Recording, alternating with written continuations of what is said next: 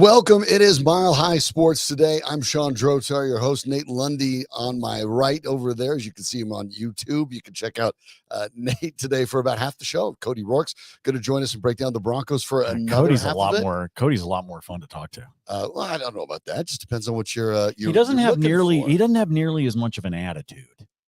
You know, he is a little more he's business-like when he's talking about the very. Broncos. He's ready to talk about the Broncos, right.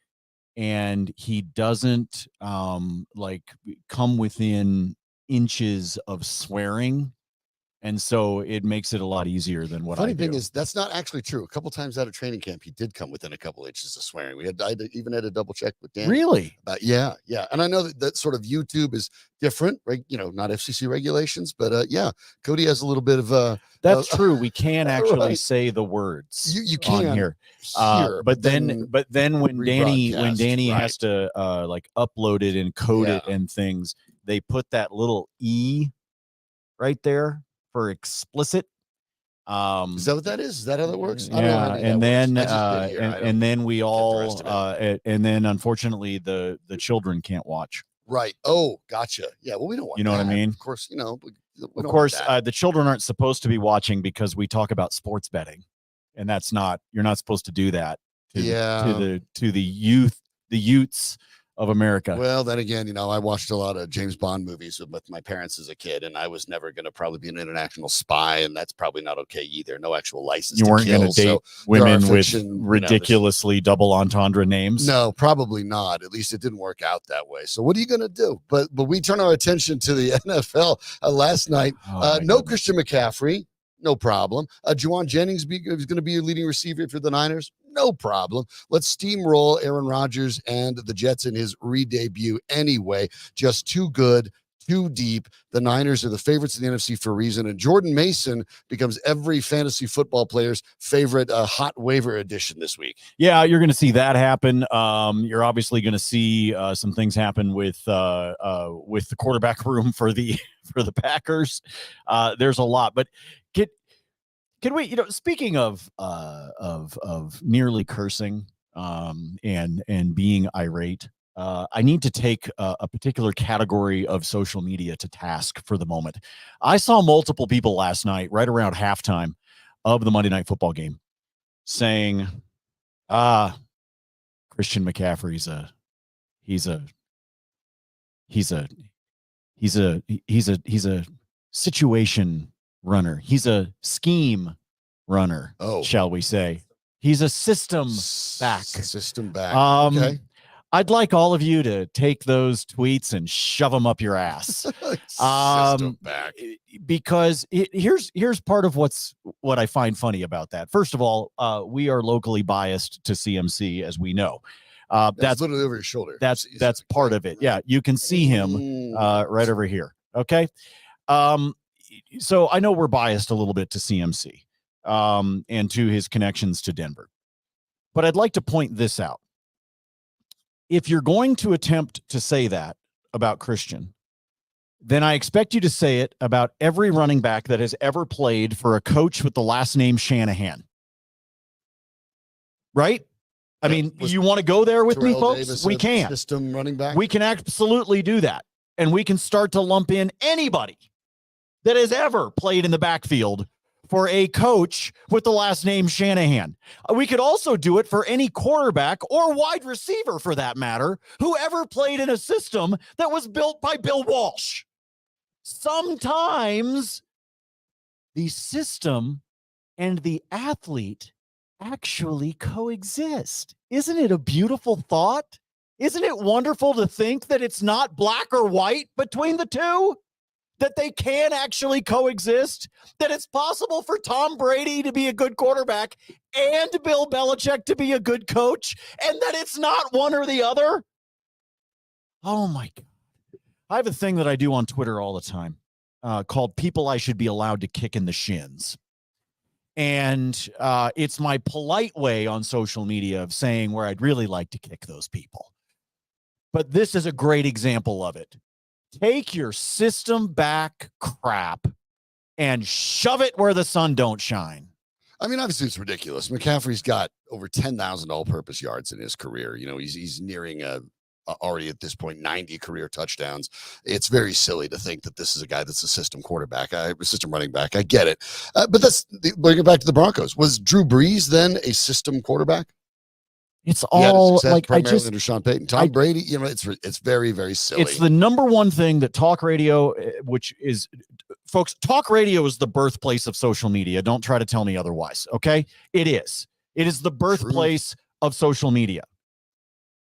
The only difference is now you don't have to wait on the phone lines or sit on hold for 30 minutes to be able to give your ridiculous take. You just do it whenever you want to, and sometimes people follow you and sometimes they don't. But at the end of the day, talk radio is the birthplace of social media. And unfortunately, we created something when we created that. And I have built a career on it. So I'm not here. I recognize what it has become. But you need to also recognize that what's happened is everybody just decided that it's either or. Well, it's not that Tom Brady's a good quarterback. It's that Bill Belichick is a good coach, or vice versa. It's not that Christian McCaffrey is a good running back. It's that Kyle Shanahan knows how to be able to scheme for him. Everybody thinks it's an either or. It's the same BS that goes all the way back to people arguing about MJ and LeBron. Yeah, it's very silly. It's stupid. And it's low-hanging fruit. I get why people do it, but it's not particularly, of course they do, meaningful. Clickety click click, baby. Interesting part of it, though, click, after the game, click. Jordan Mason. Looking at you, the fan. Looking at you. Clickety click click click. Jordan Mason said he knew he was going to start on Friday. That he was alerted that he was going to start on Friday. That's more interesting. That's more fun, because I want to get into that a little bit. Mason, at the game said that he knew he was going to start on Friday. Now, McCaffrey, if that was known, that should have changed the injury designation. Correct. And McCaffrey should have been listed as out for the NFL's partners in sports betting. In particular, ought to be put in that part of the equation. But Mason said he was there, knew he was going to start on Friday.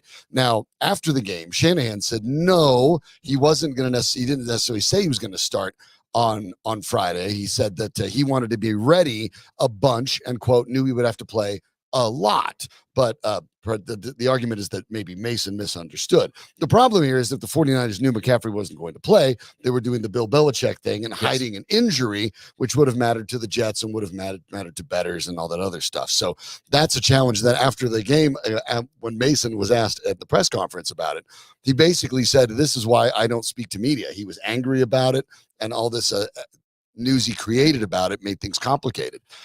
Either way, it does bring up some of the silliness of the way the NFL handles its injuries, whether it's internally or externally. Yes. I understand why, if they knew McCaffrey wasn't going to play, and let's face it, this is week one, they probably did know he was going to play. On the coaches, just so you know, on the coaches conference call that is going on right now, Kyle Shanahan said that had last night been a playoff game, he believes CMC would have played. Sure.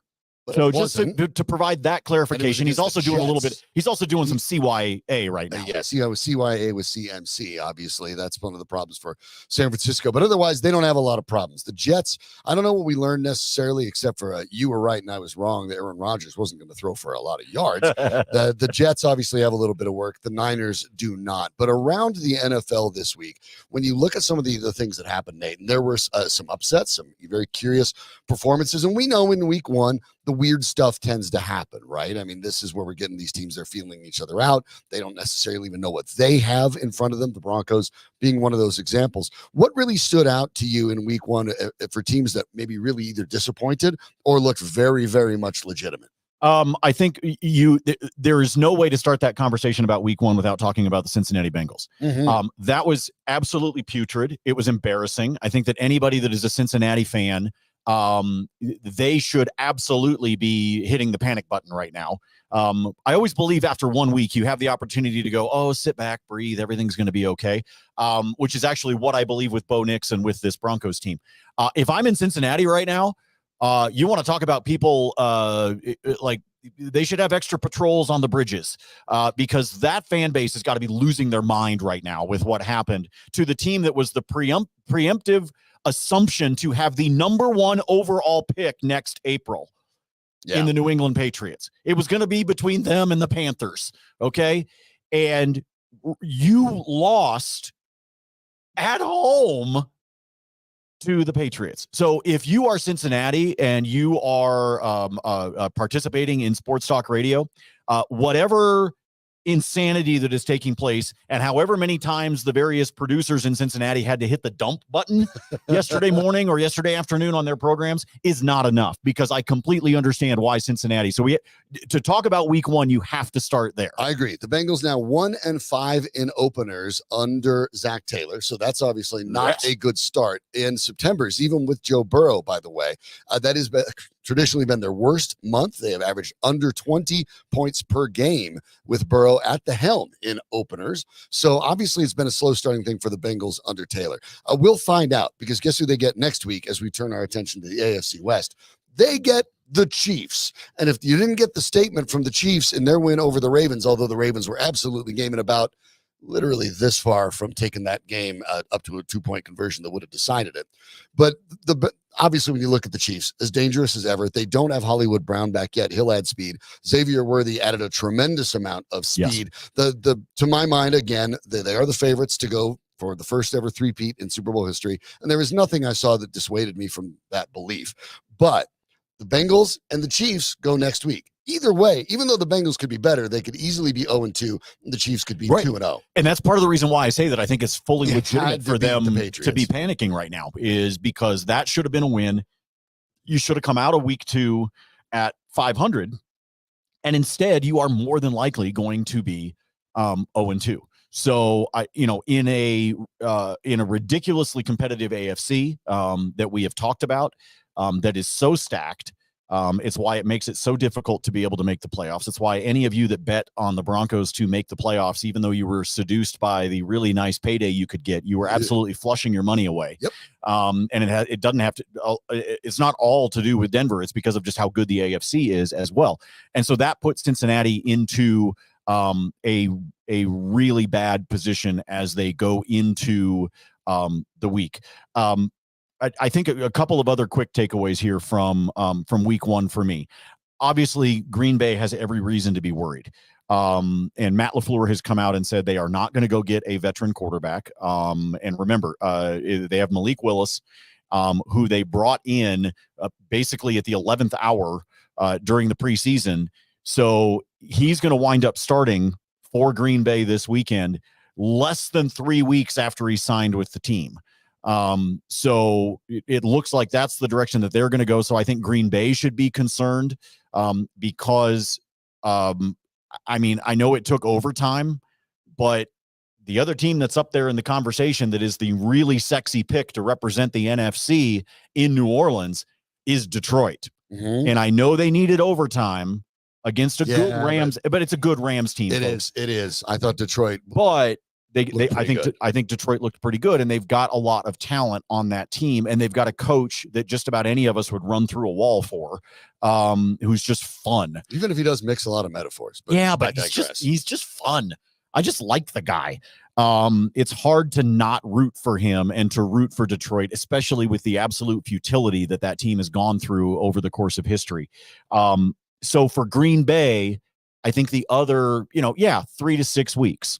Okay, for Jordan Love.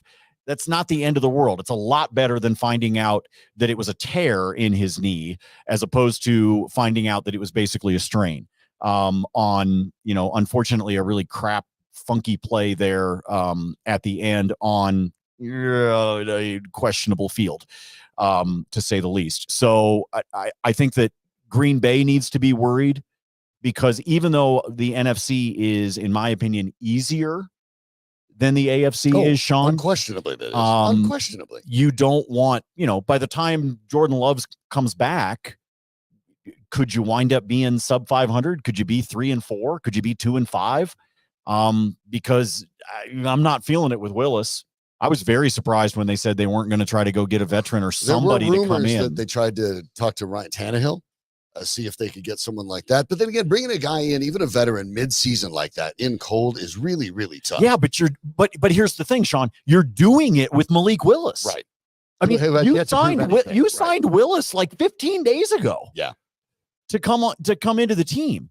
It's a fair point. You brought him in at the 11th hour. So to me, it's not any different. So if I was going to bring in somebody at the 11th hour, I'd rather bring in somebody that I think has a little bit more going on up here. Likely pick things up a little bit more. Precisely. Yeah, I think it's a tough spot for Green Bay, but if they were to say go 500 or one game under 500, I still think they're very clearly in the playoff mix. They can be okay. But when you're looking at the NFC North, look, Chicago got lucky. Chicago got lucky, so I'm not going there. Wasn't any better than Bo Nix, right? I'm not going there yet with the Bears, but Detroit is good, and I think Green Bay had a legitimate chance to be able to win the division, to battle Detroit when it comes to that, and some of that has to do with how good I think they can be at Lambeau. So them losing Jordan Love the way that they did, to me, has some ramifications that are going to carry forward because they are not prepared at the backup quarterback position. Over in the rest of the AFC West, the Chargers and the Raiders faced each other. The Chargers get that win 22-10. Ladd McConkey, their rookie receiver, gets a touchdown. Herbert looks pretty good, and the Harbaugh type of offense and fit looked pretty good. It's not that the Chargers looked like world beaters, but they did get off to a win. The Raiders get the Ravens next week. They're going to lose again. They go to Baltimore. Good luck with that. The Chargers play the Panthers. So we're going to be 2 weeks into this. You can reasonably expect the Chiefs and Chargers are going to be 2-0. The Raiders are going to be 0-2, but it means that if the Broncos are going to be even serious about any sort of playoff aspirations, and you and I argue that they really aren't, and they probably shouldn't be, but you need to be 1-1, and that means this game against Pittsburgh needs to be one that you go get. And so for that to happen, Nate, Sean Payton, we look at the defense, we look at the running game, we look at all that. But I think we have to focus on Sean Payton and what he needs to do for the Broncos to be better. We'll talk about more about that in just a moment. Yeah, we will talk about that in a moment. And you know what might actually help Sean? Just a nice, good, comfort meal. It would. You know what I'm saying? That helps with me frequently. Sometimes you just need a good comfort meal. That's our friends at Rolling Smoke Barbecue. Make sure that you check them out with their locations that they've got all over the Front Range. It all started as a food truck 15 years ago for Terry and his crew, and it became so popular that they had to start doing the brick and mortar. So it started, the first brick and mortar was at the Stanley Marketplace there in Aurora. Then they opened up the shop in Centennial, which is at the corner of Dry Creek and University, right across from Arapahoe High School. Add in there the Golden Mill and the newest location up in Wheat Ridge, plus the booth that they've got up at the top of Red Rocks. If you're going out to a concert, a comedy show, or film on the rocks, you can always check them out there as well. And it's because it is fantastic barbecue. I actually had dinner there last night, and I enjoyed it because there was a guy that came in that said that he had come into Denver to help out a buddy of his doing some new hardwood floors, and he came out to be able to help his buddy because it was a skill set that he had. And he came in and he got the food, and he said, believe me, I'm actually going to be back while I'm here on this visit. It is that good, folks. All of it hardwood smoked for you every single day. In fact, when you walk in, you're going to see the chalkboard, and sometimes underneath what we're out of, you're going to see a couple things listed because they're making it fresh for you every single day. And if you don't get there on time or you don't get your order in, there's a chance they might be out of something. The good thing is, even if they're out of what you want, all you got to do is pick something else on the menu because it's all fantastic and all the sides are made fresh every single day. Find them online at rollingsmokebbq.com. That is also where you can find if you're looking for some catering. You want to take care of 10 people, you want to take care of 100 people, they can help you out. It's rollingsmokebbq.com. And when you reach out and you're talking to Kook or Greg or Terry or Brett or any of the guys that are there, make sure you tell them that Nate and Sean and Mile High Sports sent you. Sean Payton after the Broncos loss mentioned that the Broncos had gotten to too many third downs of 8 or more. Well, that's certainly true. And the running game wasn't particularly effective against the Seahawks. But then again, it was kind of the way things started, right? The first 2 offensive plays of the game for the Broncos after Alex Singleton's interception that ended, more accurately, the Seahawks' first drive. Broncos started out great. Right off the bat, you get a sack of Geno Smith. You get an interception by Alex Singleton. You get a 9-yard run by Javonte Williams that could have gone for further, but he slipped.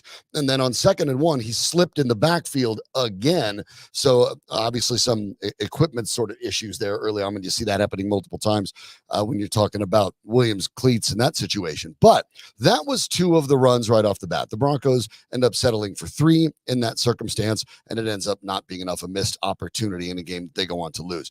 But Nate, the Broncos would only go on to run the ball 23 more times in the game after that drive. They passed it 44 times in the game. And I understand that they ended up losing the game, but at halftime, this team was ahead. Sean Payton had complained about the fact that they had these long third downs and complained about the running game. But the one thing that Sean Payton didn't spend a lot of time complaining about, he did mention he has to be better. He usually does that after any sort of press conference where the teams lose. But he's the guy calling the plays. And so when there are 44 passing plays, 25 running plays, the designed run rate, for example, if you were looking at the plays that didn't include quarterback scrambles, the designed running play rate, 29% for the Broncos, 55 for the Seahawks, which, yes, they have a better running game behind Kenneth Walker III. But the Seahawks had balance. The Broncos didn't. And in a game that didn't spiral out of control until the second half, that's actually on Sean Payton, not Bo Nix, not the line, not the runners. Payton can decide whether to continue to invest in the run, give his defense a break, which they did not get. Quick 3-and-outs for the Broncos led to a tired defense that got exposed in the second half. Some of that's coaching. Of course it's coaching. That comes down to who's calling the plays. You know, we all get to watch him over there on the sideline. Right? That's all get hard nowadays, by the way. It's like 4K TV. You can totally read those. Absolutely, you can. See which ones are highlighted. I've never understood why coaches insist on doing that. He's got a Waffle House menu. It's like, it's great. You can cover your mouth. I can still see the entire rest of the playboard. So unless you want to put like some old Donald Duck comics on the back of it, I would like to see you might want to cover that. No, it's just it's play calling. And look, I think that we talked about this a little bit with Troy Rank on yesterday's show. And if you haven't seen it, folks, go back to the archive on the Mile High Sports YouTube channel and you can check out, at the very least, check out that segment, if not the show. But we talked about how Troy was a little bit disappointed that there wasn't a little bit more me in the ownership of the mistakes. Yeah. And he commented about that on both Bo and on Payton. And Payton did it a little bit more. But there was definitely some concern, and I agree with Troy on the idea that Bo didn't do quite enough of, hey, I need to be better. I need to not make those throws. I need to be smarter than that. I need to throw it out of bounds, blah, blah, blah, right? Whatever it is you wanted to hear, whatever player speak you were looking for, he didn't say, which is surprising for a guy as veteran of a quarterback starter as he is. So we talked about that some yesterday with Troy. Go check it out.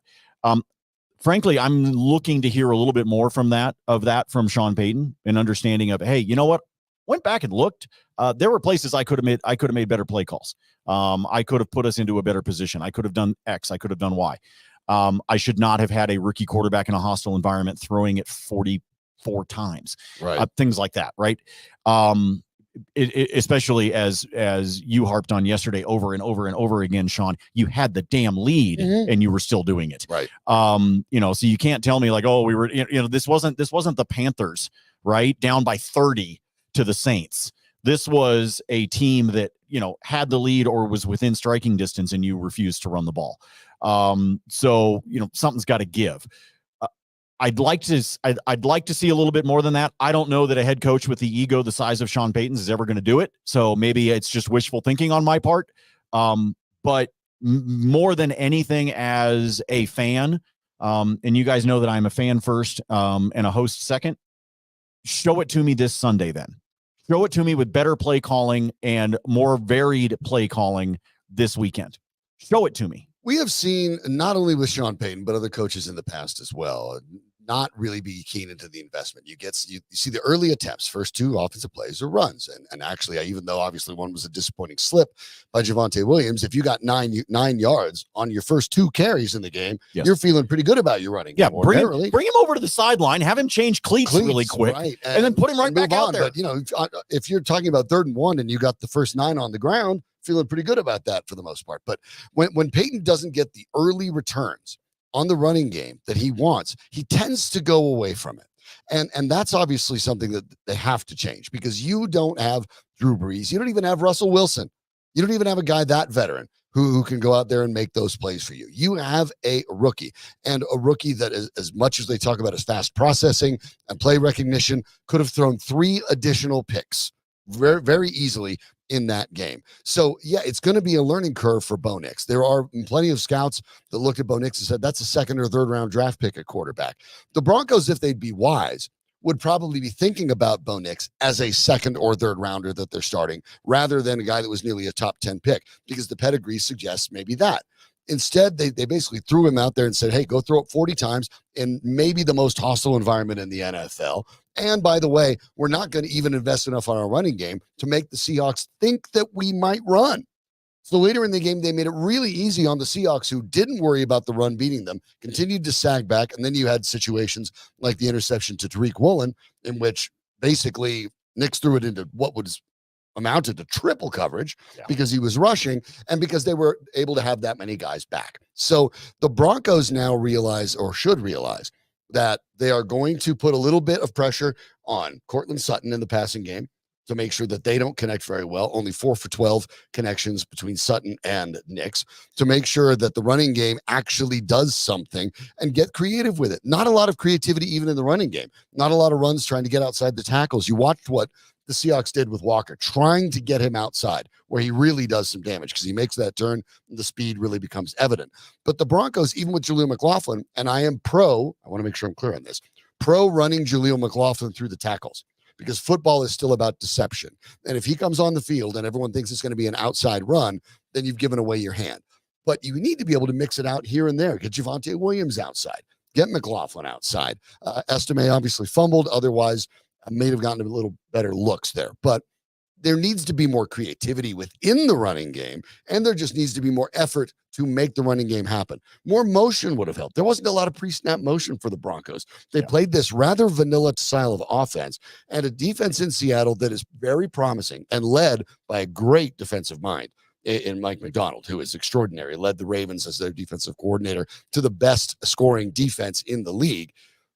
You needed a lot more. And I don't put it on the rookie Nix, and I don't put it on the Broncos' third youngest roster in the NFL. I put it on the head coach who's won more than 160 games in a Super Bowl.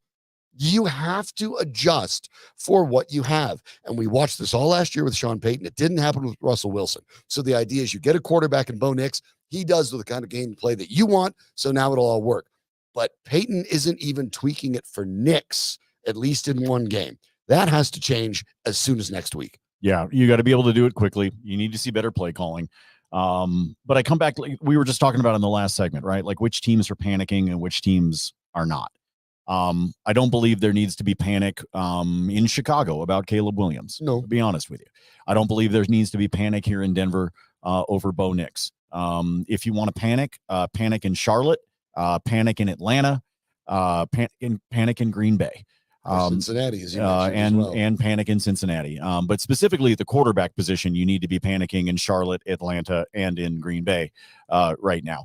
I don't think you need to be doing it with the other teams, and in particular, you don't need to be doing it with this one. What you do need to be doing is expecting something out of the coaching staff that gives you a little bit of a glimmer of adjustment within the transition from game one to game two. Bo Nix, I believe, is going to be fine. I really do. And look, I'm actually not asking the guy to become Tom Brady either. I'm not. I just think you're going to have yourself a quarterback that can do well, but the coach needs to put him into better situations. And part of that comes with, look, you kept a very packed running back room. You kept, not surprisingly, Michael Burton. You did some things that show that you want to be committed to the running game. So once again, we see it on paper.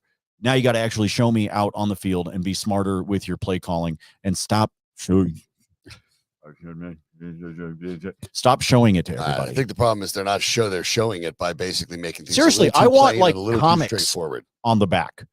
I mean, I don't know, a big collection of emojis. Like, show that you have a sense of humor. Put something like funny on like the college play calling screens where they have 4 things of icons of what. There's like a pie and then an emoji. Do something weird is my point. Like, find a way to make it interesting instead of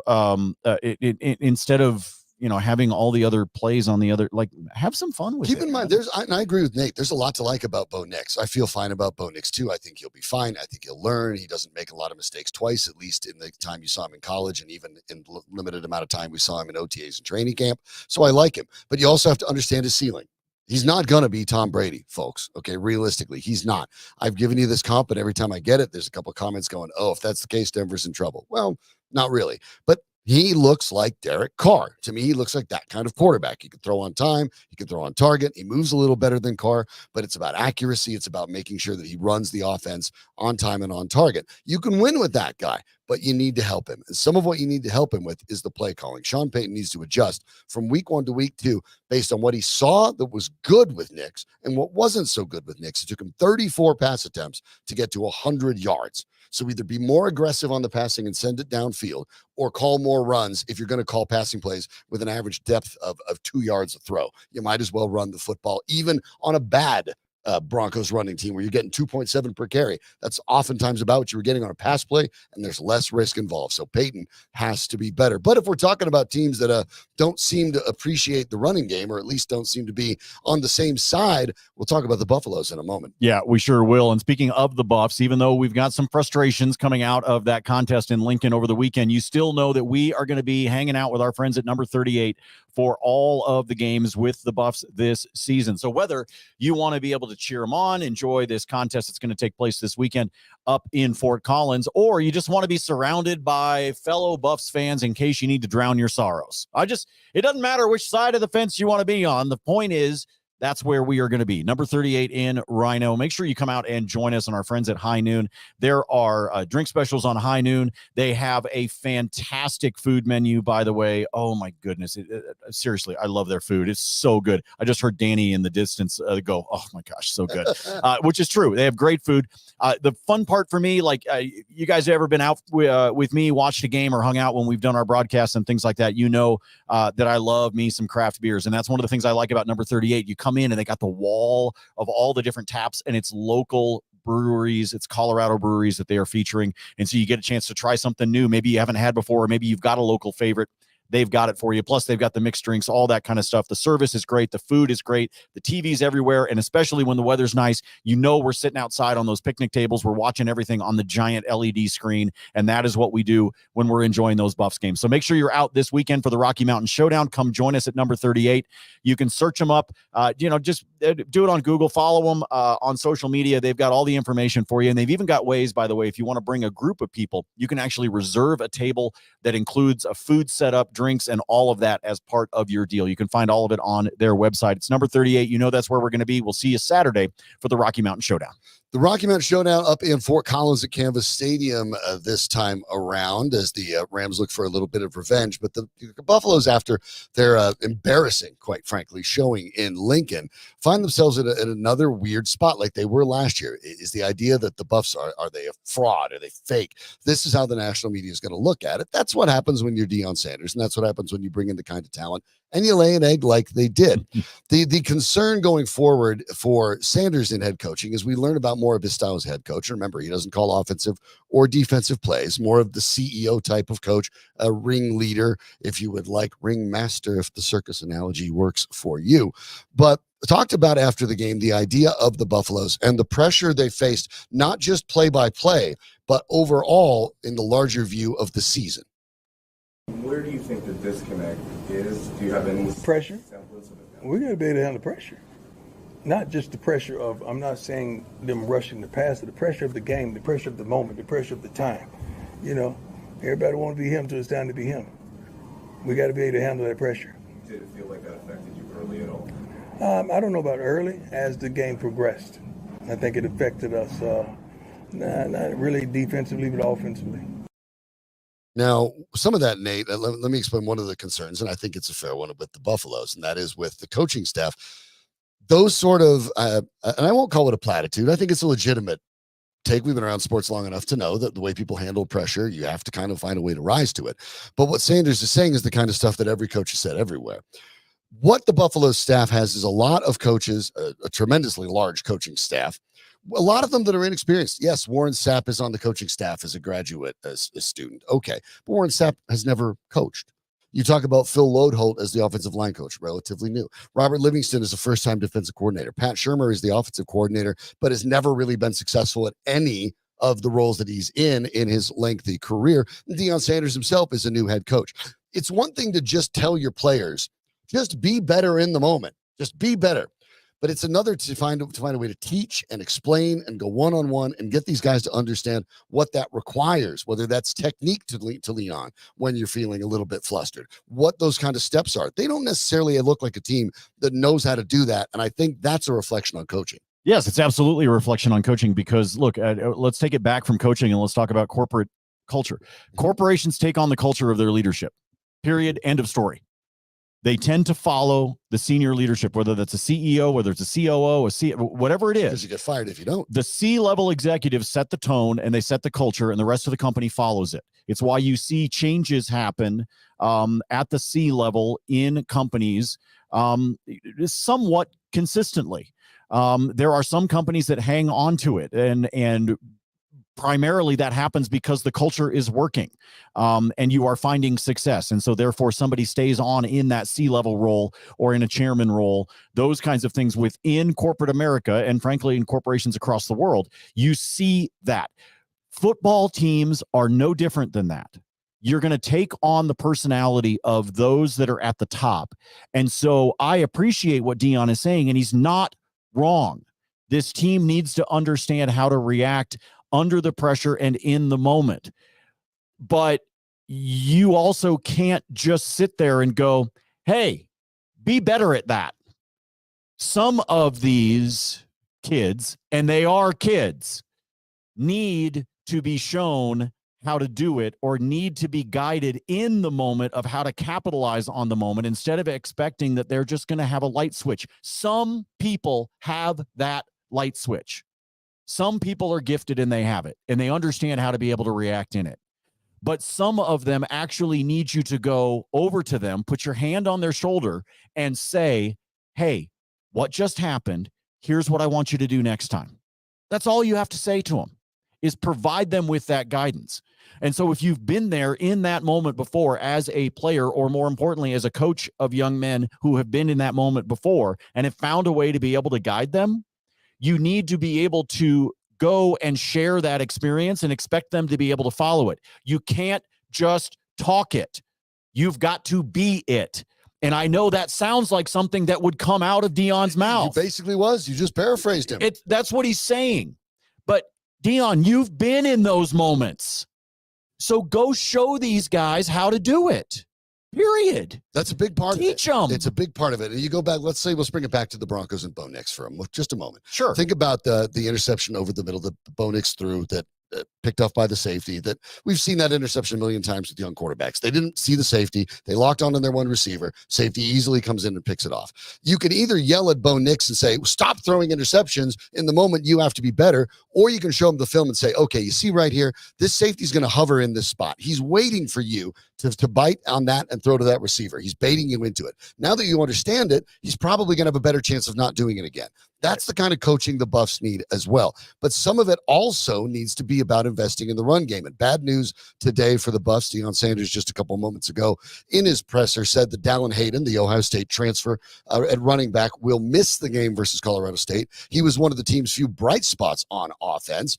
Charlie Offerdahl, the starter, totally ineffective in virtually any part. Hayden was effective, but the Buffs didn't give it to him. 48 pass plays called, only 14 run plays, even more one-sided than what we saw from the Broncos against Nebraska in a game, again, where I understand it got off script in a hurry. It did. But one of the ways to settle your team down is to give yourself a good long drive, move the chains, and settle the rest of the team down.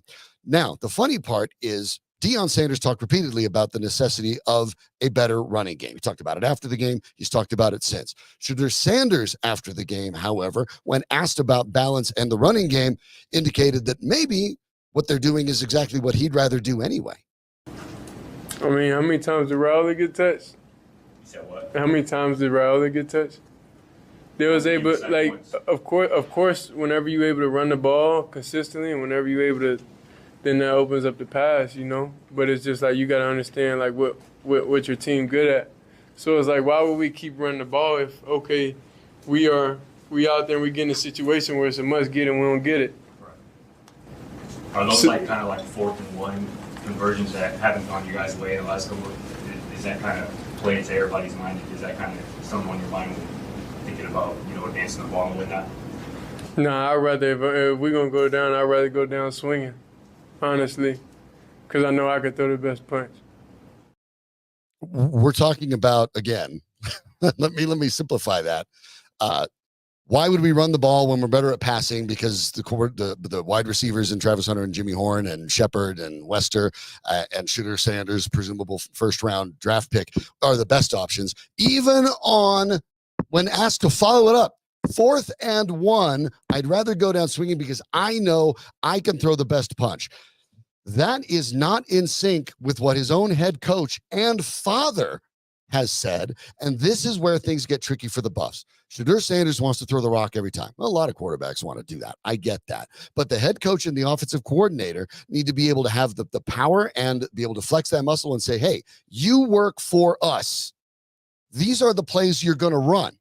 But Shedeur Sanders knows that Ryan Staub isn't going to come in. They're not going to pull him. So do they have a Shedeur Sanders problem in so much as Shedeur just feels the best number is him every time? Yes. It's a huge problem. So I was banging my head against the microphone while you 4th and 1. 4th and 1. Yeah. I'd rather go down swinging. I throw the best punch. This is what I'm Yikes. It reminds me of well, here's the thing. I'm the greatest there ever is. I mean, he's Ricky Bobby all of a sudden. I wake up, I piss excellence. I mean, come on. And by the way, he went 23 for 38, 244 yards, an interception, a pick, and was sacked 6 times. Like, Travis Hunter. Wake up, kid. Travis Hunter maybe could say the Ricky Bobby stuff. Maybe he could. 110 yards receiving against Nebraska. Yeah. Playing but a handful of snaps once again. But Sanders has to be better. And some of this has to do with the way this is set up. What are Deion Sanders and Pat Shurmur doing with Shedeur Sanders? Is there anything to rein him in? Because I've talked about this before. I get it. Deion wants Shedeur to be picked high. He would love it. Shedeur wants to be picked high. It looks good for the family. It looks good for the University of Colorado. Quite frankly, it does. It helps with recruiting. But at the same time, now, Shedeur Sanders showed everything that he needed to show to NFL scouts last year for them to say, physically, he has the ability to play in the NFL. We know it. No question. The ability's all there. But now what you see, like a press conference like that, what I think they're missing is NFL scouts and teams look at that and they go, ooh, boy, that's not really what we want to hear at the NFL level. That's not the way you want to go. And that's not the way you want to proceed things. You don't call everyone's number, except, you don't look at it and say, it should just be me every time. So that's a major concern, I think. And one of the things that while Sanders looks at it and says, well, yeah, I'm our best chance to win. Well, it's true. You're the quarterback. For most teams, the quarterback is your best chance to win. At the same time, when you basically say it should just be me all the time, that scares NFL teams off. And I mean, not a little, a lot. And especially when you go out there and you say those sort of things and you did not play well. The interception that he threw at the goal line was as bad a pass as anyone's going to throw all year in all of college football. And you didn't hear about those sort of things. It was frustrating. So they have to figure this out. And they have to figure this out Saturday, because if they were to somehow lose, they should not lose. They athletically are much more gifted, deeper. Even without Dallin Hayden, the Rams are dealing with an injury to Torrey Horton, their best player by far, and they shouldn't lose to the Rams. But if they do, one, you can kiss any sort of bowl game goodbye. It's gone. No chance. 2, you could be in for a season that doesn't even match the 4-win season of last year. That brings draft stock down, and it brings everything down for the University of Colorado. And if you don't think that CSU knows that, here's Jay Norvell. This is an emotional game. It has been for well before I ever came to CSU, and well before this season. And there's been a lot of bad blood, over the years in this game. But rivalries are what make college football special. Well, that's true. We know that last year, the Rams are looking at that game and saying, we had the Buffs dead to rights and we let it out of our hands. Now it's going to be in our place, and they're reeling, and we have a shot to really make a statement. The Buffs have to realize that while Shedeur Sanders has talked about how we're everyone's Super Bowl, and for the Rams, they probably are. This would be their game. But if the Buffs don't treat it like that, everything that they've built over the last year and a half is at risk. Yeah, I think all of it is. It's just, frankly, for me, it's just ugly. What's happening right now is ugly. What's coming out of Shedeur Sanders' mouth is ugly. The fact that Deion is talking it and not being it is ugly. Right now, they got a problem in Boulder. Do I think they're going to lose to CSU? No. Could they? Yes. If Shedeur continues to believe that all he's got to do is play street football and draw plays in the grass when they're in the huddle, and tell everybody, like, I need you to go down a half a block and take a right at the Ford F-150. I mean, if that's how you're going to call plays, Cybertruck, yes, Cybertruck, you're going to be in trouble. And that's the God's honest truth. Look, we were talking about this after the show yesterday. When you are Jackson State, when you are, frankly, in any of the non-Power 4 conferences, you can, in a lot of cases, just out-talent everybody. Okay? You can just be like, we got the 4 best players on the field, and we're just going to find a way to beat you. We're going to figure it out, and we're going to find a way to beat you because we've just got better talent. That doesn't apply in the Big Four. And it doesn't apply in the Big Four because the other teams in your conference also have good talent. It's not so completely lopsided. Like, look at I know we can talk about a couple of the other teams and things like that, but I'll look at it this way. For a very long time, the West Coast Conference in basketball was Gonzaga, and then there was a giant gap before you got down to the second place team. Now, that's not necessarily the case anymore. It is a competitive conference, and there are some teams that are good. However, for a long time, it was just that. And all Gonzaga had to do, all Mark Few had to do was go out and recruit 2-3 really good players, and he could beat everybody else in the conference. And then part of the reason that they struggled for so long in the tournament was because then all of a sudden they were playing teams that had just as much talent as they did. Welcome to the Big 12, Deion. You can't just out-talent these guys. You have to out-coach. You have to out-scheme. You have to out-adjust. You have to do all of those things. You can't just outdo them. Yay! Look at our guys. Because you could do that when you had them at Jackson. You can't do that in Boulder because of the guys that are on the other sideline. Maybe you can pull that off this weekend against a CSU, but you barely pulled it off against North Dakota State. And you certainly didn't against Nebraska. You got an object lesson in that. The Buffs and the Rams will kick it off on Saturday night, 5:30 p.m. CBS National TV, the third straight nationally televised primetime game for the Buffaloes. Yeah. You can either look really good or you can embarrass yourself, and there's not a lot in between now. And by the way, if you were not paying attention, the game time for Baylor has also been announced, which is also going to be in prime time. It'll be at 6 o'clock. All right, that'll be the next Buffs home game on the 21st. Well, we'll talk a little bit about Bo Nix and break it down with our friend Cody Roark. We'll do that in just a moment. BYB Bare Knuckle returns to Denver, Colorado, Saturday, September 21st, for the long-awaited rematch of the 2023 Bare Knuckle Boxing Hall of Fame Fight of the Year in one of the greatest bare knuckle battles to ever take place in the Trigon. As former BYB lightweight champion, Mark the Shark Irwin looks to regain his title against the man who took it from him, Julio Tenori. Plus, BYB women's lightweight champion Patty Juarez looks to become BYB's first two-division women's champion when she faces Courtney Cameron for the BYB Super Lightweight title. Don't miss these great matchups and much more. Visit BYBExtreme.com for tickets and information.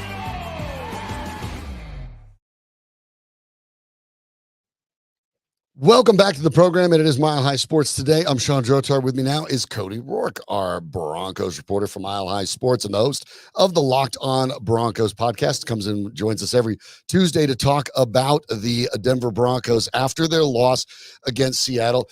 Not a loss that was unexpected. The Broncos, as a matter of fact, in Vegas were 6-point underdogs, exactly what they lost by. It's almost like they didn't make those giant $1 billion casinos in Vegas by accident. They kind of know what they're doing there.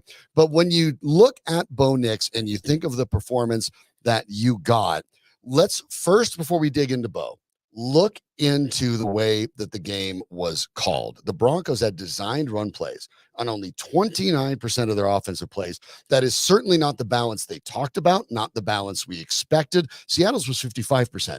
Coming into this game, I think that's what a lot of us thought the Broncos would be doing, is about 55% run, 45% pass.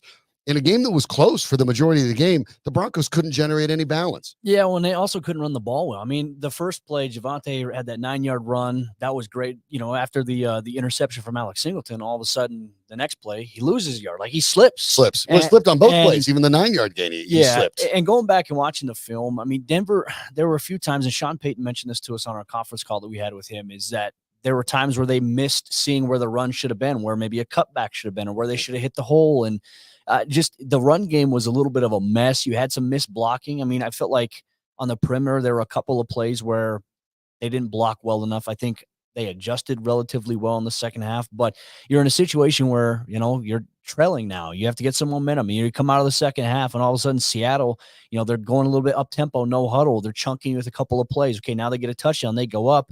Now the sense of urgency kind of increases for them, and just the run game wasn't there. The vision wasn't there. You know, Jaleel to have 10 touches. He had the fumble, which was a little uncharacteristic of him.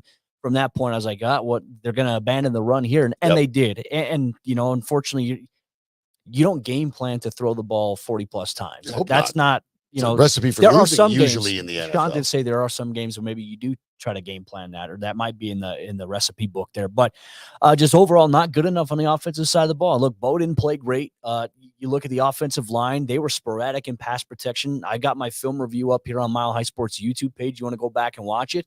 There were times where Bo had a clean pocket, did a good job setting his feet, overthrew a couple guys like Cortland Sutton on one play. But there were also a lot of plays, a handful of them, where pass protection wasn't good enough. Just giving up some inside track there, you know, to a couple of pass rushers. I felt like, looking at this game in hindsight, I always think when you first watch the game live, you either overreact to it saying, wow, it was really good, or you overreact saying it was really bad. Going back and watching the tape, there are bad things. There's correctable things, but there's also some good things as well that I hope that they find a way to build off of this week. And, you know, I think when you look at the opponent, it's not as promising in terms of on paper, because it's TJ Watt, right. Steelers defense. It's tough. So I think there are a lot of things that they can do better that certainly I'm sure they're going to get corrected. Nix goes 2 for 11 with 42 yards and 2 interceptions on pass attempts over 10 yards, including this one, which was so obvious over on CBS, and Marcelletta called it before the pick even happened. Denver playing with all 3 timeouts. 5:35 left. They're down 13. Nix. Oh, no. Has all day, but it's intercepted. Picked off by Woolen.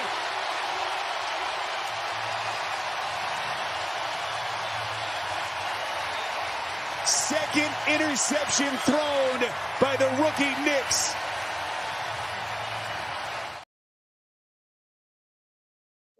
When you have a former safety like Adam Archuleta, know that when the ball's in the air, it's intercepted. That's bad. And look, I get that Nix is a rookie. I expect mistakes to happen. I don't expect them to happen multiple times. But both his picks, and when you think about the blocking in the offensive line, and we will get into them, both of his picks happened when there was no pressure on him. He wasn't being blitzed. They didn't go after him with extra men. They kind of hung back. And in this case, Nix made the wrong reads twice. The first one missing the safety, who was basically baiting him into making that throw over the middle. And this one throwing into Cortland Sutton, who was essentially triple covered. Those are the kind of mistakes that the quarterbacks make when they're locked into their receiver. Expected by rookies, but stuff that has to get corrected quickly. Yeah, I would say, I mean, even on the first one, I will argue, I feel there was pressure on there. It came on the interior. There was I should correct myself. A little bit of pressure, but not a blitz. Well, he was drifting off of his back foot. You don't want to do that. That's another thing we need to address. That was the problem. And look, there's parts of that in his game where we've certainly seen that during training camp. We've seen it during the preseason. I also think too, when you look at Bo, this was a game where I felt like he pressed a lot. He pressed way more than he should have. And look, I think that Denver, because they didn't have the run game going, maybe there was a little bit of a pressure to, hey, like, let's try to get an explosive play. Certainly that one, I mean, you can thank the defense, kind of made that first interception a little bit of a mulligan, because then they forced the safety on the very next play. But you don't want to do that. Like I went on my film review on that very play. Nothing was open there. So just throw it away, or at least like if even the check down wasn't open, say, so throw it away, settle for the field goal, take the points, and then move on from there. That's one where I think you just tried to press a little too much. You don't want to do that. Seattle sat back in a lot of zone coverage in this game. I mean, hats off. They have athletic defensive backs, Devin Witherspoon, Tariq Woolen. Those guys did a fantastic job because they're lengthy. And obviously we're going to have a defensive film review for Denver coming out. We'll get into that in a little bit. But the thing I saw from Seattle's defense, Denver faced on, crucial times, 3rd and long most of the day. And they had a 3rd and short that was dropped by little Jordan Humphrey there. That's another play that I broke down on there. But when you're having a 3rd and 9, 3rd and 7.6, I think that was the average, 7.6 yards to go on 3rd down. When you have those situations consistently as a defense, you're coached up like, hey, when we're playing zone, we're going to protect deep and we're going to keep everything in front of us, force them to throw it short, and then we're going to rally the football. Seattle did a great job of doing that. That was on tape. The second interception, looking at it, I mean, I see where Bo was going with it.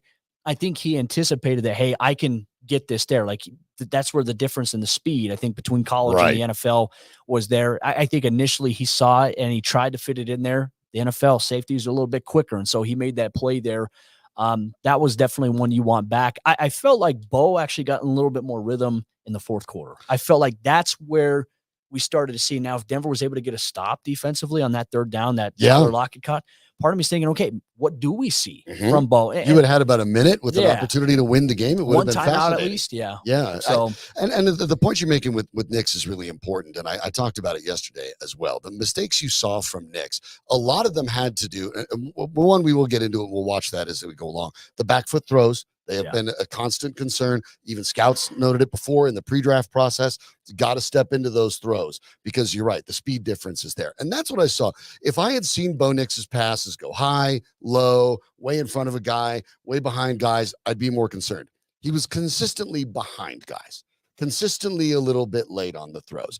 That to me tells me this is not something that's manageable. It's just adjusting to NFL speed. Yeah. And remember, when the comparison is crazy, when you look at linemen, and remember the small percentage of players that actually make it into the NFL every year, and the linemen play like linebackers in college. The linebackers play like D-backs in college, and the D-backs play like somebody you maybe saw once or twice in college. I mean, these guys can fly.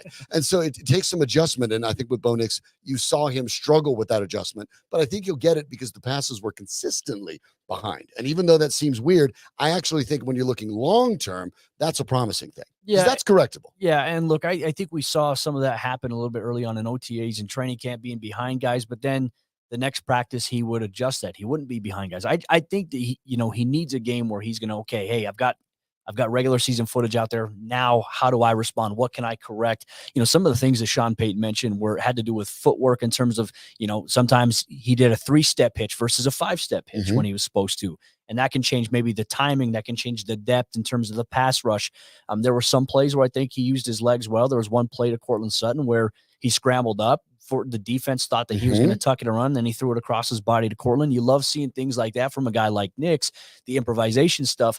A lot of it, I think, nerves and not really getting in rhythm, not really getting settled, I think was a huge issue for the offense in this game. Some missed opportunities. And I think really a bigger question I have around the offense doesn't necessarily have to do with Bo Nix. I think Bo's going to be fine. He's going to adjust. And of course, you already have the fan base. Some people in the fan base saying, "Oh, he's a bust, bench him, this and that." Oh my goodness, way too early for that. Like way too early. If that's how you feel, don't even watch on Sundays. Go find something to do. But the thing that I'm a little more concerned about is, Denver went with size at wide receiver, right? But they've kind of sacrificed a little bit of speed. Like Marvin Mims only had 1 target on offense. To me, that's a little bit of a concern.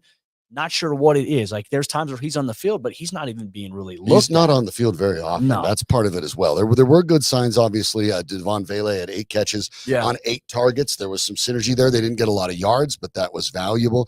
There were things to like at it. One of the things I thought was interesting, though, that I would like to run by you that we talked about yesterday is the idea that Nix was best when he was kind of off script, right? Somewhat, yeah. And to a certain extent, that's when Russell Wilson was best last year, too.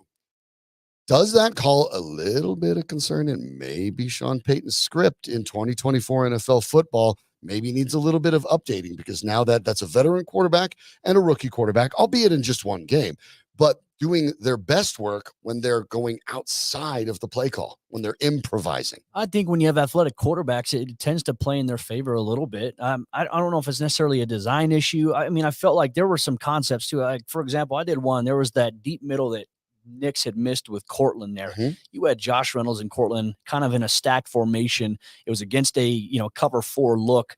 What you saw there, Josh Reynolds ran up the field vertically, and he crossed in front of the safety. He drew both safeties away because Devin Witherspoon is playing outside leverage. So Cortland's coming open on the deep post. Nix sets his feet perfectly. I think he just got a little excited about that play. It sailed over Cortland's head. I don't think he makes that mistake in this up if he gets that same opportunity this week. I think that there were some scheme designs that I really liked. It just didn't open up. Sometimes there was a miss. Sometimes there was not great pass protection. Sometimes the receivers didn't run to the landmark in which they're supposed to. Like, there was an accumulation of things there.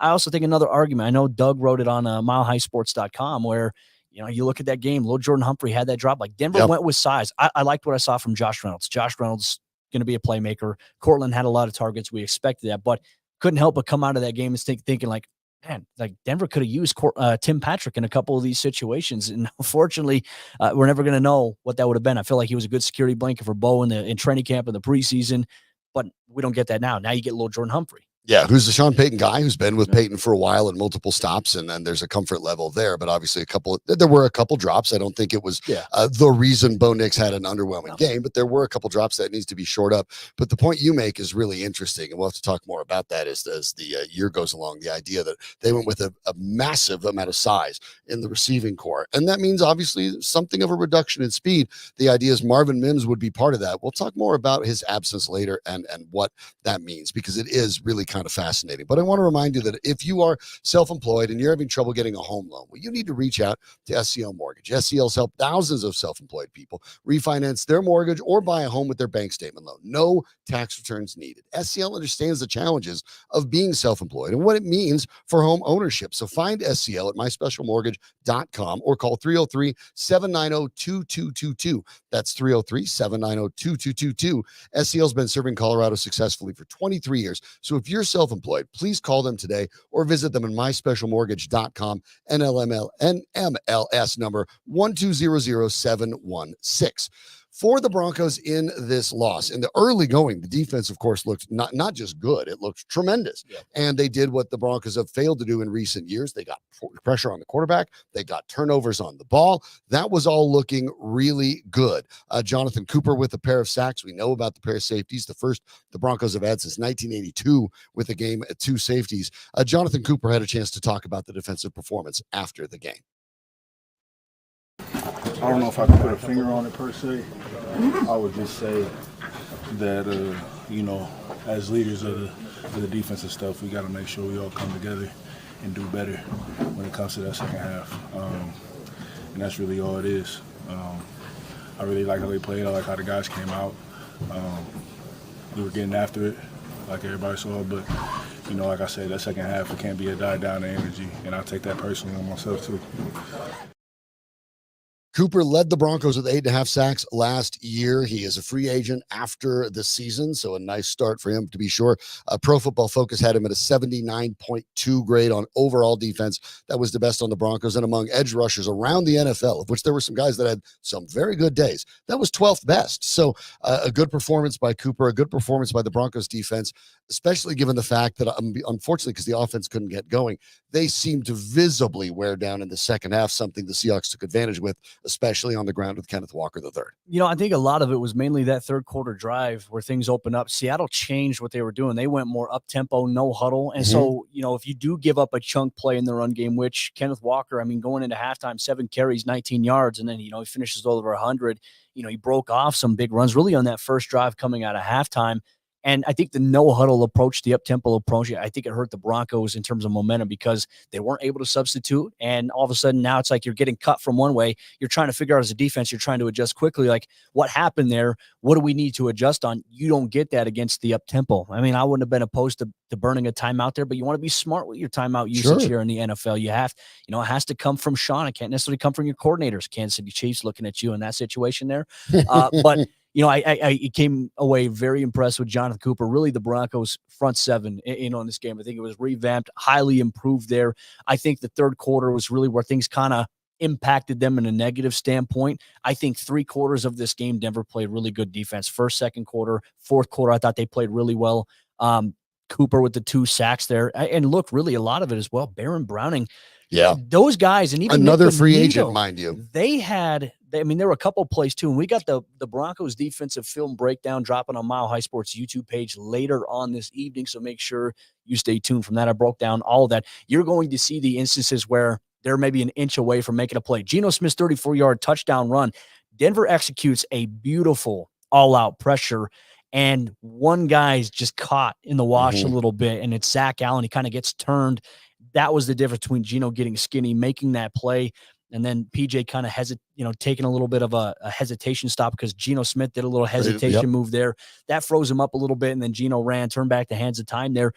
Defensively, I'm not concerned about the Broncos in any way, shape, or form. I came away more pleased after watching the film than I came away with any concerns. There was a lot of discourse about Riley Moss in this game. Riley had really good coverage all afternoon long. He wasn't really burnt or beat on any play. Like, he was there every single time. But that's just a byproduct of Geno Smith, Tyler Lockett, playing that backyard football together, knowing where to go, and Lockett, a savvy veteran player, body adjusted on a couple of those back shoulders. You'll see that in the film breakdown later.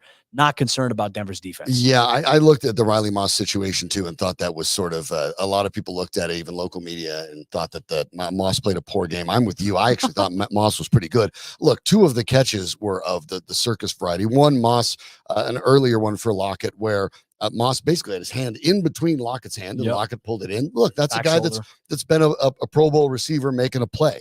And then in the very last play of the game, I mean, the highlight over and over again is Lockett pulling it in one-handed on the dead run. Moss had him blanketed. Yeah. Look, the other guys get paid too, and it's for a reason. I thought Moss's coverage was good. I think there's a lot to like about it. Yeah. And actually, if you look at the passer rating thrown to receivers, Riley Moss's was slightly lower than Pat Surtain's. And Surtain did a great job containing DK Metcalf, holding him to only 3 catches and 29 yards. But Surtain had 2 penalties. Surtain also, again, like I said, allowed about a 99 passer rating against. Moss was a 97 against. See, part of me is trying to figure out what factors into that, because it's like you look at 3 catches, 29 yards. He covered DK Metcalf pretty much the entire game. So what's factoring into the passer rating of 99 yards? Like, I think when people look at that, it skews like, oh, wow, like they got burnt. Like, it's so weird to me because you watch the tape. Well, today's 99 isn't even a good passer rating anymore. So they're doing passer rating, QBRs. Like, there's so many different metrics out there. I mean, I came away more impressed with Denver's secondary, and I thought the safety. I thought Jones was very good. I thought Moss was just fine against a difficult guy. Run. Look, I know Lockett's an older receiver, but Lockett's also a guy that has brilliant route running, and he's smaller and faster. And we know that he gets in and out of routes as well as anybody. So, I thought that was a tough cover for Moss. Yeah. We wasn't going to get a lot of help, because if anyone was going to shade, they're probably going to try to cover Metcalf, who's, like a Greek statue of a receiver. Yeah. So, I mean, obviously, I thought Moss was good. It became a game in which the defense broke down because the offense simply wasn't good enough. I think that was the concern. But that brings us back again to the running game. And some of the idea that when you talked about it, you saw the fumble by McLaughlin and thought they're going to abandon the running game. And basically they did. When you get as many 3-and-outs as the Broncos did, when you get as many 3-and-outs where you don't even attempt to run, you are really putting your defense in a bad spot. The Broncos won the time of possession in this game. But in the critical parts of the game, they didn't. The Broncos were having 3-and-outs with many passes, and the Seahawks were starting to grind it out on the ground. Some of the time of possession advantage for Denver is the fact they got 2 extra possessions thanks to the safeties. Yeah. So in the end, that's where the stats can be a little misleading. But the Broncos have to invest in that running game, even when it's not working, in part because if they fail, what we just saw last weekend shows it. Defense pays the price. Yeah, they do. And look, you talk about the time of possession, and this is the point I always try to get people. Like, if people just look at the box score and they look at time of possession, they're like, well, Denver's defense wasn't on the field that long. That's a lie. Like, we talk about in terms of, but how long does it take for the Broncos offense to get off the field, for the defense to come on, right? And then when the offense comes back on the field, what's the time limit in between their possession in which the defense you have a is 90-second drive. That's the difference. It's rough there. And that's where my point was, is that Denver's defense was on the field far too long, is because the offense would go 3-and-out. They would punt it. The defense is right back on the field. They have to get stops. Offense gets the ball back. They're right back on the field once again defensively.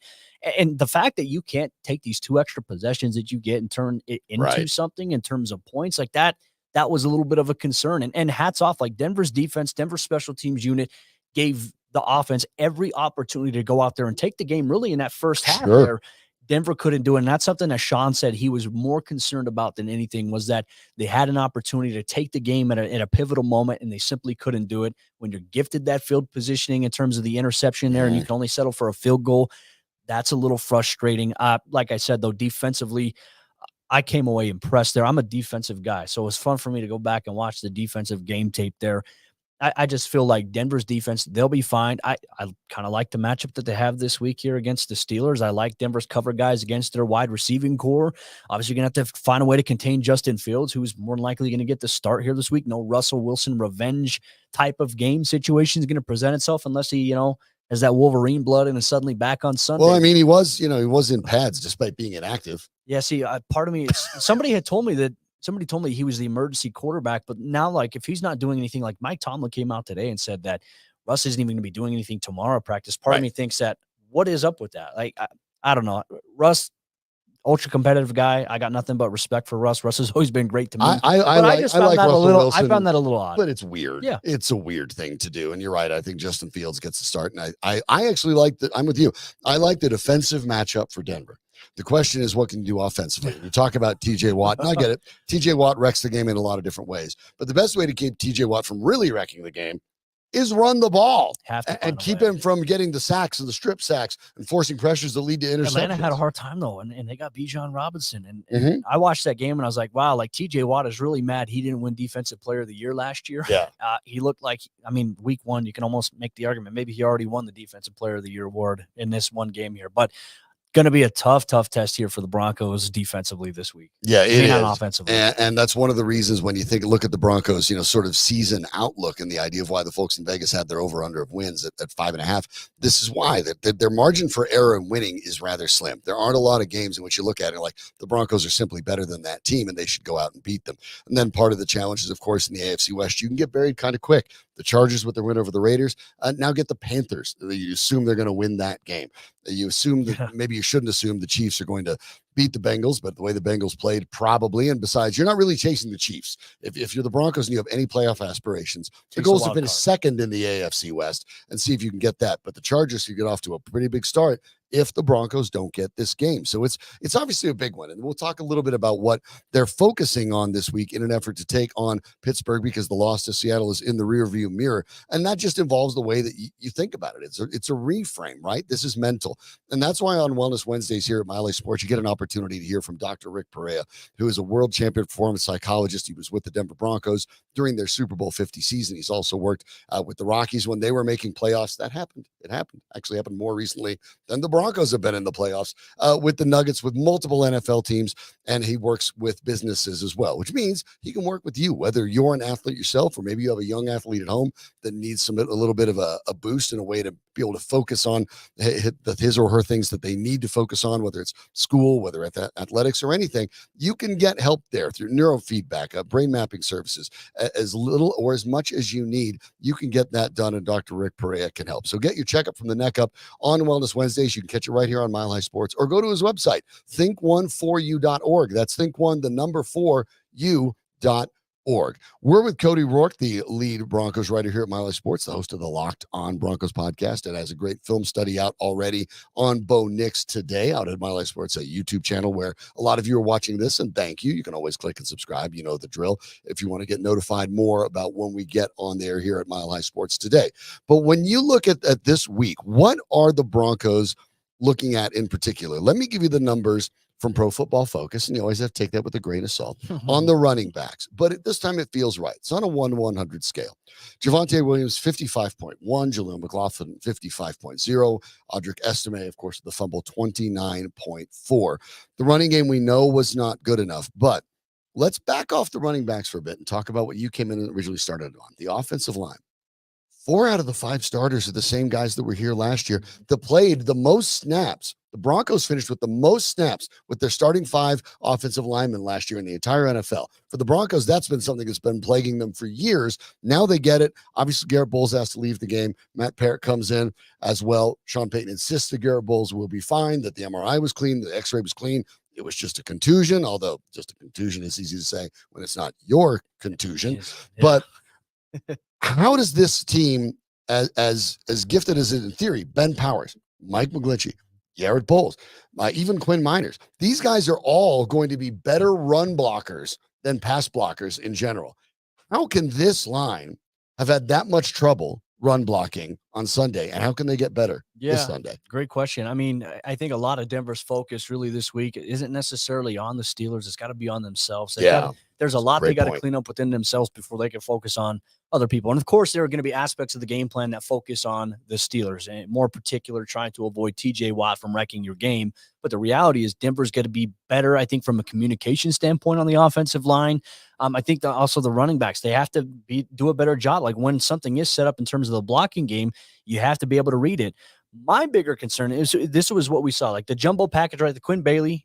It was not Quinn. Obviously, Quinn's on IR. It was Matt Parrott. Until he had to come in and play for Bowles. And I would say this, like if Matt Parrott has to start any game for the Broncos at left tackle, I'm concerned. I'm very, very concerned. There was even one play where he was out there at left tackle, as you mentioned, replacing Bowles, where he legitimately got pushed into the lap of Bo Nix. And I thought to myself, like, if this has to be the storyline for this team at any point of the season, it's going to be worse than I think most people think. Like, I understand, like Matt Parrott, a little bit more of a veteran in a sense, but that might be a little bit of a gamble here for Denver. They need to find an option at left tackle that's going to give them more consistency. Not sure that they're going to find that now.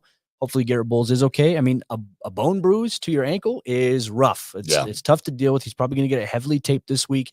Don't be surprised Wednesday's practice, he comes out. Let's see, he's not a DNP for Wednesday, limited on Thursday, limited on Friday, questionable for Sunday, but then gives it a go there. I think that might be the formula we may see here with Garrett Bowles. And that, to me, I think is a huge concern. You have to find a way to get the run game going here. And I think, look, this week against a defense that does have a guy like Watt, try to run a little bit more heavy this week, with Javonte, with Audric Estime, I think, who needs a little bit more than 2 touches. On the play that he had fumbled, you go back and you watch it. The Seahawks defender actually did a great job, like the peanut punch. You talk about it, timed it perfectly. Now, that said, you don't have to leave. If you're Audric Estime, you're going to be better when your feet stay on the ground. Yeah. Though I did like the athletic play. Sure, the athleticism is great, but just gotta protect it. When you're airborne, you may not be high and tight, nose tucked. You may be out right here where, the punch, if it's in there the right way in which it was, it can cause problems. Sean Payton referred to this, obviously, yesterday and talked about the fact, he said last week in Audric's locker, there's a picture of Barry Sanders to the left and Jerome Bettis to the right. Barry Sanders had the Ghostbusters circle and red line through it. You have to know what kind of runner you're going to be in this league. And I didn't see many times where Bettis was leaping over people. That's a pretty clear message to estimate. Look, be Jerome Bettis. Okay. It's great that you're an athlete, but be a bulldozer, get in there and do that. And you have to protect the ball either way. And yes, good play by the Seahawks defender for sure. But when you're running back in the NFL, there's no excuses for fumbles. They're on you. That's the way it goes. And I agree. Estime needs more carries. And if we don't see Javonte Williams, who maybe he's not going to be the same guy after the surgeries, it's too early to tell. But if he really can't get it going soon, I think sooner rather than later, Estime is going to start getting the lion's share of the carries for the Broncos. I think it's certainly possible. I mean, I like the explosiveness that Javonte still has. We saw it on that first carry there, but then everything just kind of boxed in a little bit in terms of when Denver was trying to run the football, and they missed a couple things. I think that was one of the valid critiques that people had on Javonte last year, was there were times where, from a vision standpoint, he didn't see the hole the way he should have. How much of this actually, Cody, and because I've wondered about this, and I looked over the game myself a couple of times, and how much of this is seeing the hole, and how much of this is not trusting the play call? Because sometimes I go back to the Mike Shanahan offense when you had Terrell Davis, and then you had Mike Anderson, an Orlando Scary, and then Clinton Portis, all 1,000-yard rushers for the Broncos. A lot of it sometimes is about just trusting your teammates. If this is where the run says to go, just hit it as hard as you can and trust the guys in front of you to do their job. How much of it is that, where maybe they're overthinking it, or how much of that, from your perspective, is a lack of vision? Well, I think there could be a combination of both. I think the bigger issue here is, okay, how does the front play you in a sense? Like, you do have a run play call, right? Let's say it's inside zone, but you have a defensive tackle that's lined up, let's say in a 2-eye, which is the inside shoulder of the guard. Well, maybe you're supposed to hit that hole there. Well, ideally, your offensive lineman, you're supposed to try to crash that 2-eye inside, but then you have a linebacker who's plugging right there. You have your other defensive end who might be crashing in or slanting in. Like, everything changes. So a lot of it is, okay, hey, we have our initial aim point for the hole that we're hitting. But then at this point, if that closes down, do I have a cutback? Do I have a bounce out? Like, there are all these things that happen, and you have to make that decision in a split second. I don't necessarily think it's not trusting the play call. I think it's more so maybe not trusting yourself at times. And I think you're trying to do a little too much. Like, we talk about quarterbacks pressing. Sometimes running backs can do the same thing. I think it was a little bit of that with Javonte. I think with Jalil, you certainly saw that at times. And then there were times where the offensive line didn't do a great enough job in run blocking as well. Like, it's a collection of things. It's not just a one size fits all. One person's to blame here. Denver's offense had a lot of ugly issues that they need to clean up. Plain and simple. If they're going to be better, if they're going to take a step forward here this season. I think a lot of people this week are piling on Bo Nix. Bo certainly has his share of it. Sean has taken his share of it. Offensively, they've got to be better across the board, and they got to do some things around Bo that can help him out. Yeah, and one of those things that could help, of course, is the tight end. Greg Dulcich led in yardage among tight ends with 12 yards, 2 catches for 12 yards. But it was maybe telling that when you look at the snap count, Dulcich led the snap count among tight ends pretty heavily. 46 for Dulcich, 24 for Troutman, so almost 2-to-1, 14 for Adkins. And when you look at the idea of Dulcich being out there that often, maybe some of that is the fact the Broncos ended up with a pass-heavy day on offense, or maybe this is, look, they're going to try to make Dulcich work because they only have so many options for explosiveness. So is this more the idea that Sean Payton seems to be in on doing his best to make Greg Dulcich work? We're going to keep kind of knocking our head against that wall until either the wall falls down or until you realize it won't happen. I don't think it's necessarily, that. I just think for Greg's skill set, I think depending on the personnel, and I think you have to go back to a lot of the different personnel looks they were in, when they are in 12 personnel, they do certain things differently in terms of what they're going to ask Greg to do from a receiving standpoint versus what they're going to have him do from a blocking standpoint. I think a lot of that just differentiates based on the down and distance, the situation. Greg is the most athletic tight end that they have on the roster right now.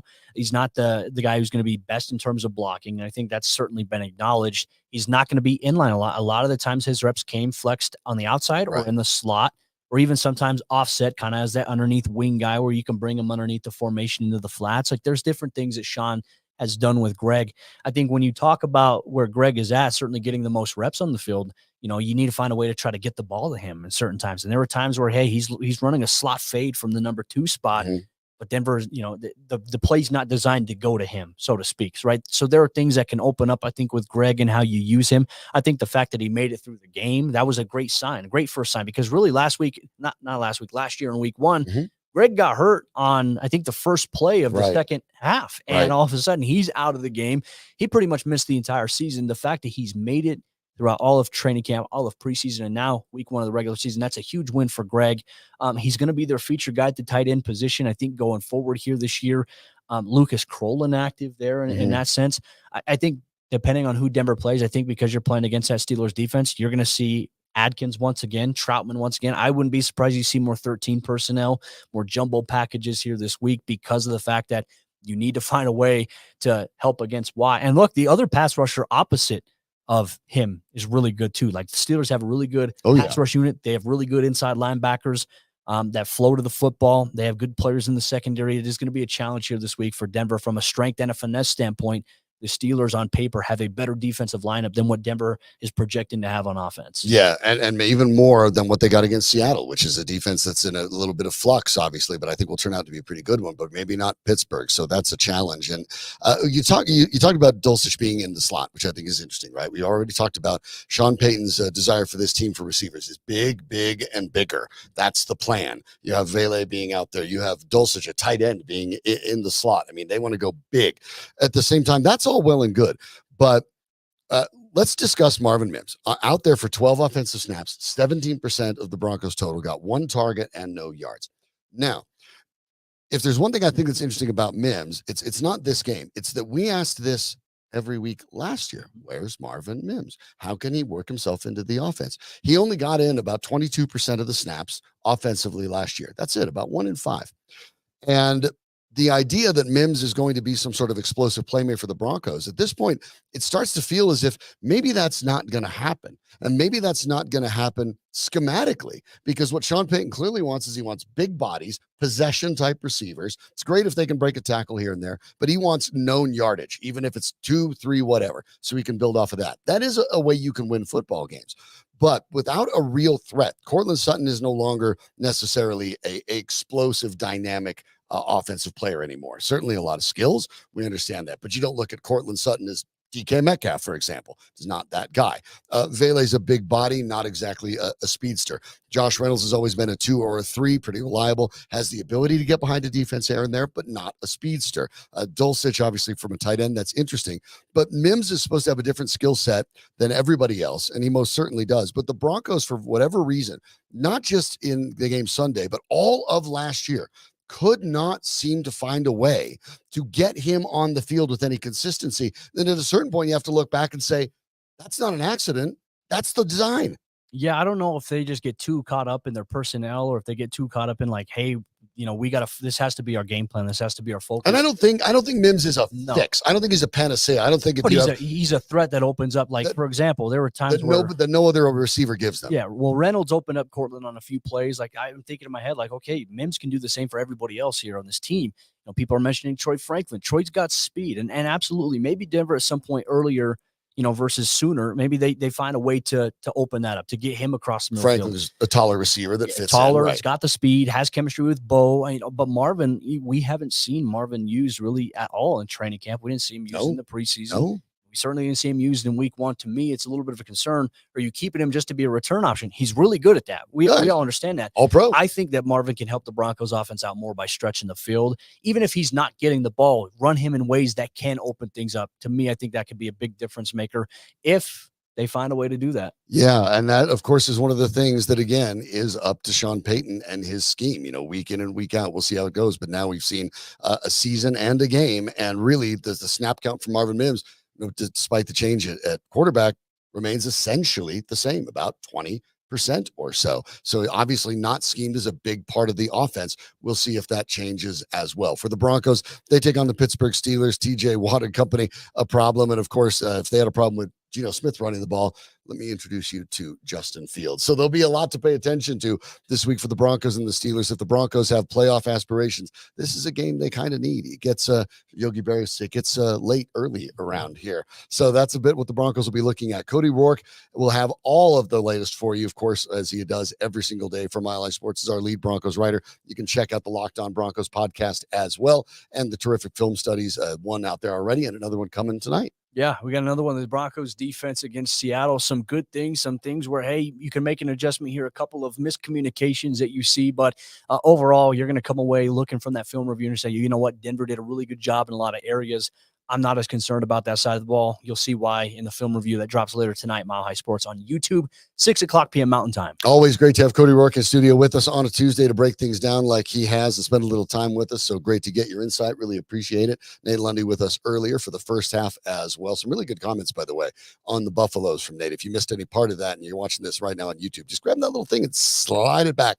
Make sure you catch that as well. Danny Bailey's the one in the booth who makes every single thing work. As you can see, we just have these knobs. I don't even know what they do. The rest of it's all Danny Bailey. And thank you. However you're listening to the show, whether it's YouTube, click subscribe, you know the drill with that, or whether you're catching us on radio on demand, we want to make sure we fit into your life. And however we're doing that, we appreciate you listening as well. For Nate Lundy, for Cody Roark, I'm Sean Drotar. Keep it right here. Live, local, independent, 25 years. This is Mile High Sports.